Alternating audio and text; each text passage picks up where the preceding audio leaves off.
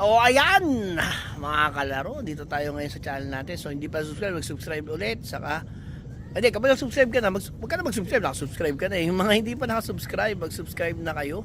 Pindutin yung notification bell button para updated kayo sa mga videos na ginagawa natin at the same time. O itong channel to para sa newbie, 10 years newbie, saka yung mga gustong mag-upgrade sa pag-iibon. O saka dito sa channel natin, syempre, huwag kayong kalimutan na mag-subscribe saka mag-like and share para to sa mga kalaro nating walang oras mag-ibon, mga OFW na busy sa mga ginagawa nila at gusto nyo maka-nervous sa channel natin. Marirelax kayo at saka syempre baka matuto pa kayo ng pag-iibon para pagbalik nyo dito may mga techniques na kayo. Yung mga natututunan natin sa mga idol natin isinasagawa natin sa loob natin. Okay na, pakita ko sa inyo yung kalagayan dito sa ating Flyers Lock. Ayan. So yan, may ganda-ganda na panahon. Medyo may pabugso-bugso pero hindi naman kagaya dati na sobra talaga ang dalubyo. Isang linggo mahigit yun. No? Nakapagpa-viewing naman na tayo dito. Kasi pag umaalis tayo, pinabu-viewing ko dyan, pinapapasok ko. Pero yung mga gantong panahon, ito yung mga delikado. Kagaya, kakapanood ko lang ng ng ating idol, ating kalaro na tropa, si Idol Ex Machina. Nadali siya.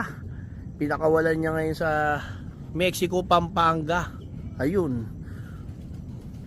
Waligit kalahati pang wala. Pero may mga uuwi pa naman dyan. Pero isiningit niya kasi sa schedule niya Ayan, ayan yung itsura. Sa schedule niya Sakala ko hindi siya magtotos. Nakikita ko, kasama ko sa GC Sabi niya hindi mo na magtotos. Antayin maging maayos. Nung nakita niya ng umaga na medyo maganda yung panahon, kinuha ang ibon, binyahe ngayon sa Mexico, Pampanga, sa Lakeshore. Nakita ko, napanood ko, pinakawalan. Ayun. Pero tumumbok naman. Panoorin nyo sa YouTube channel niya, yung nangyari.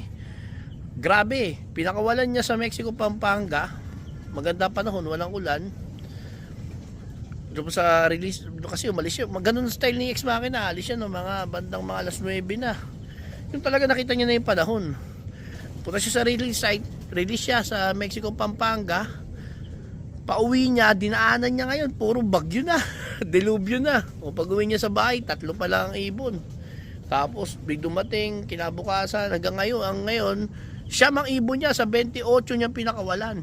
Kaya mga kalaro, huwag kayong patibong dito sa mga panahon na ganito Mas importante pa yung alagaan nyo muna ibon nyo bago nyo ngayon ibiyahe, kasi yun ang problema. Ayun, si Idol Ex Machina, pero palaban yan, hindi yan bumibigay sa mga ganyan at isa lang naman daw nananalo Yun nga lang yung decision making, kasi medyo siya doon, kasi yan tight siya dyan kumbaga papakawalan niya lang kapag maganda pa noon, kaso nanggigil din kasi baka akala niya maganda mapala. Kaya ang maganda ang magpakawala ng araw na yun. Kaya ako sa inyo mga kalaro, antayin nyo gumanda ang panahon bago kayo mag-release ganun So mga ganito, pakita ko sa inyo. So ayan, yung ganda panahon. Maganda naman, wala naman tayo norte, south only. So pag mga ganito, hindi tayo nadadali ng mga ganyan. Oops, naku, may doon, C-130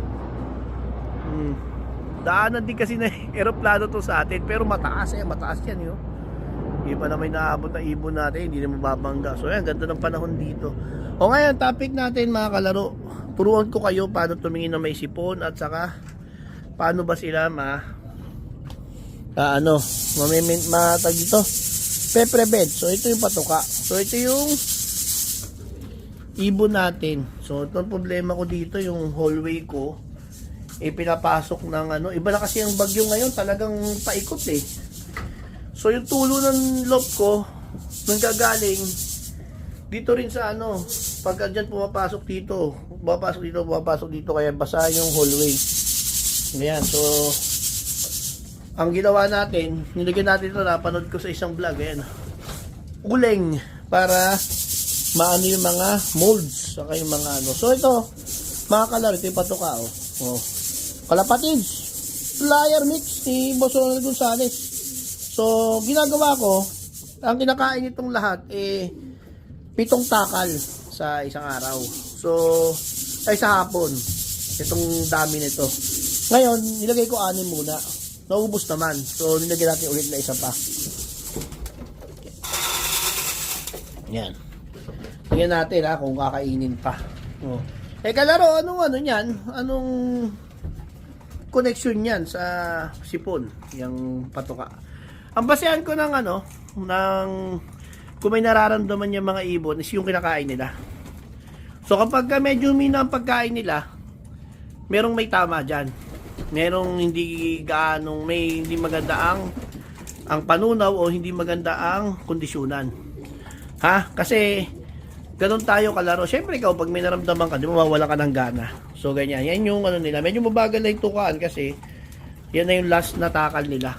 Pero tingin ko mauubos nila kasi lahat dami namang tumutuka. So doon ako nagbabase kung may sipon. Ha?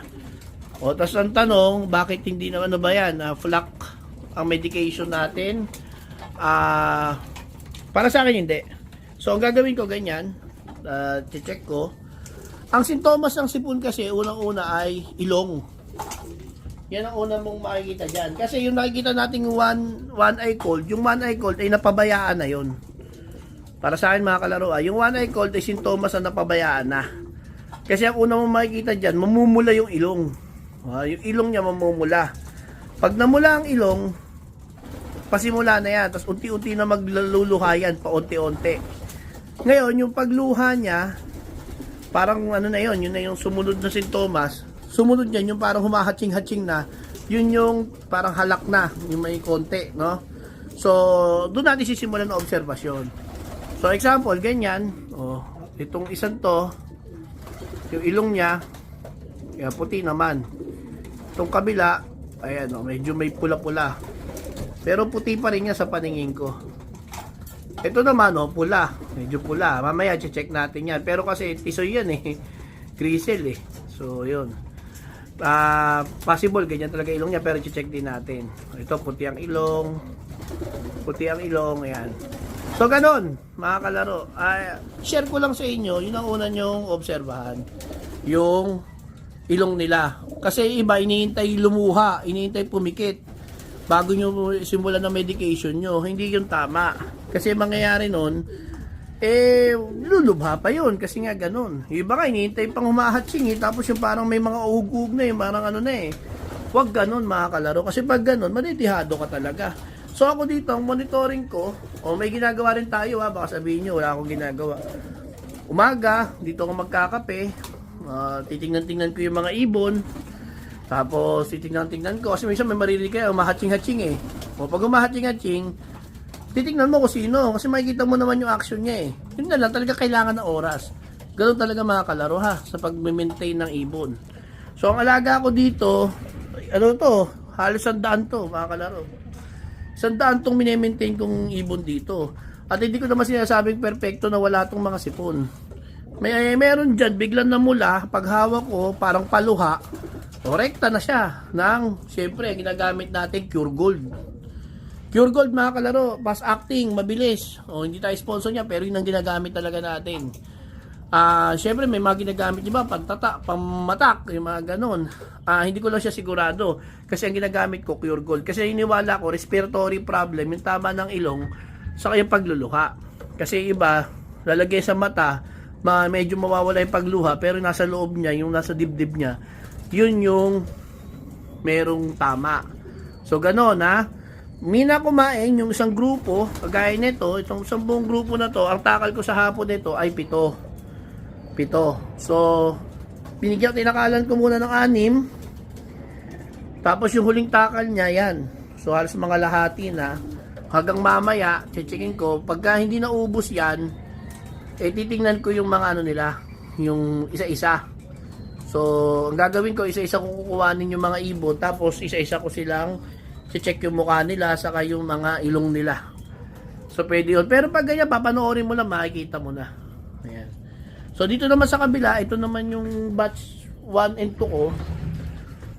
Ito, wala na. Talagang, wala nang wala na akong problema dito Nagpaparisan na nga Nagpaparisan na. Ayan, no? Grabe. Ganda ng mga itsura niya, no? O, ayan.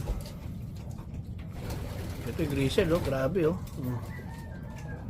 Itsura pa lang. Breeder na. O, ayan.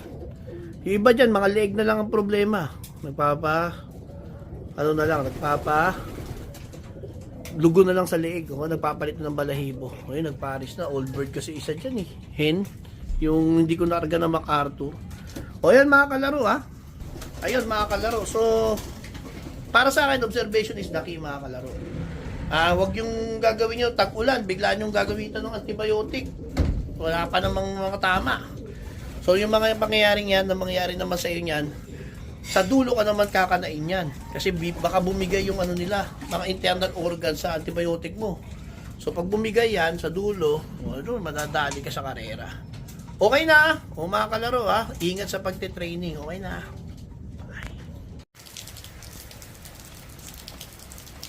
O ayan, mga kababayan, nandito tayo ngayon sa binibenta natin dito sa San Fernando. Amayas, Cape San Fernando. Pakita ko lang sa inyo yung model unit, single home 60. Pasok ako. Ito, yung mga kababayan natin yung sa ibang bansa na gustong mag-invest. Magandang investment para sa inyo. Ito, pakita mo yung ano. Actually, ito, dress up unit to. Yung mga nakalagay dito, yan yung mga sample para may idea kayo. Pero once na turnover namin sa ito, fully finished to. Ibig sabihin, may tiles na pinturado na. Ngayon, pakita ko pa sa inyo sa taas. So yan, saktong-sakto siya para sa mga starting families. Ano yung mga anak na rin? Pakita ko sa inyo sa taas. Ito yung kitchen natin. Ayan yung bathroom. Ayan yung sala. Ito yung kitchen. Tapos, isa sa taas. Ang makikita nyo.